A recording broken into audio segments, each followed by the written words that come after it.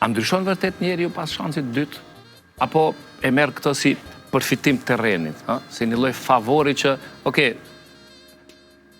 hera e parë mërira këtu, dytën do shkoj la ma thellë. E vërtet.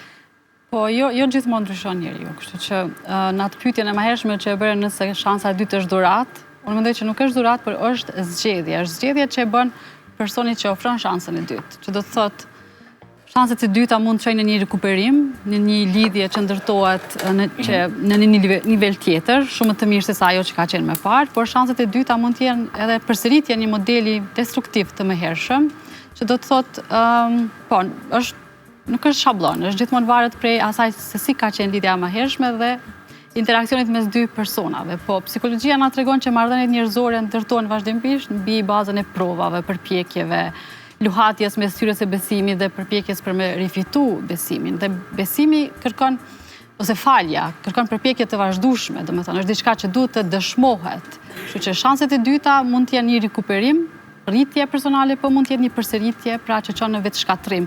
Prandaj është, pse po e them është zgjedhje, sepse personi që mundson shansën e dytë, duhet të ketë parasysh është një zgjedhje që vetë ai po e bën, dhe është e drejtë e tij, ajo për me ja mundsu dikujt shansën e dytë, por është edhe një rrezik. Marrëdhëniet njerëzore janë gjithmonë me rreziqe, në kuptimin afërsia mund të sjellë një zhgënjim shumë të madh, do të thotë që ne e kemi parasysh që një shansë e dytë mund të sjellë një lëndim akoma më të madh, por mund të sjellë diçka shumë të mirë, kështu që është shumë individuale, besoj, nuk mund të themi që është njëra apo tjetra.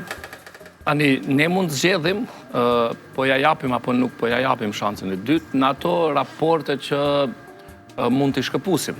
Po janë disa raporte që nuk mund t'i shkëpusim. E vërtet. Tani, ne mund të zgjedhim, për shembull, mund të mos e kesh raportin me vllaun në më të ngushtin apo më të mirin botë, po e ke me një person që s'ki lidhje familjare, e ke një shok që e ke më vlla se vllaun, ose më motër se motrën. Tani, me atë, nëse të hidhron, e shkëput, po vllaun s'ke ku e qanë. Prandaj janë kufit. E njëjta është edhe në punë, me kolegët, e njëjta është edhe në raporte, ku e di, në studime, në aspektet tilla. Tash si të sillemi me këto raste ku nuk mund të zgjedhësh ta shkëputësh raportin. Fakt, bashkë pjesa ma e ndishme më duket që është kjo e familjes që e prekete.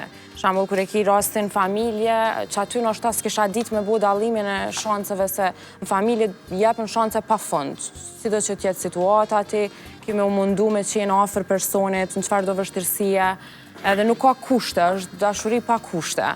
Edhe në familje në është nuk e di se qyshe kisha menagju si situatë, një farë vendosjet kufive deri diko, po për raportet e tjera, kolegë ose shoqëri ose marrëdhënie jashtë familjes, mendoj që është më e lehtë.